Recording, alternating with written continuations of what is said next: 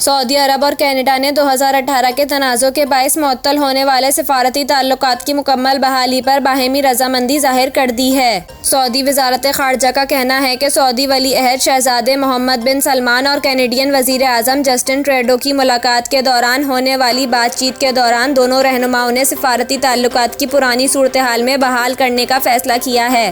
Canadian हुकाम का कहना है कि बैंकॉक की Asia Pacific economic corporation APEC की साइडलाइन जस्टिन ट्रूडो और सऊदी वली अहद मोहम्मद बिन सलमान के दरमियान हुई मुलाकात में सिफारती ताल्लुकात की बहाली का फैसला किया गया था।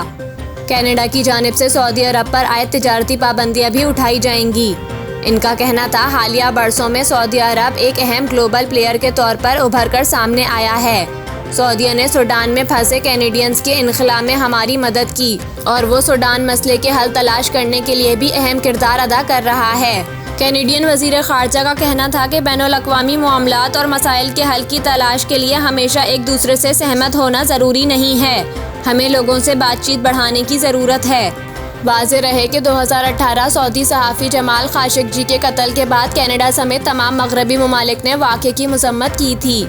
बाद अज़ां सऊदी अरब में कनाडा के सिफारत खाने की जानिब से अरबी ज़बान में की गई ट्वीट के बाद दोनों ममालिक के ताल्लुकात में तल्ख़ियाँ पैदा हुईं, जिसमें ख़वातीन के हुकूक़ के लिए काम करने वाली कारकुनान की रिहाई का मुतालबा किया गया था।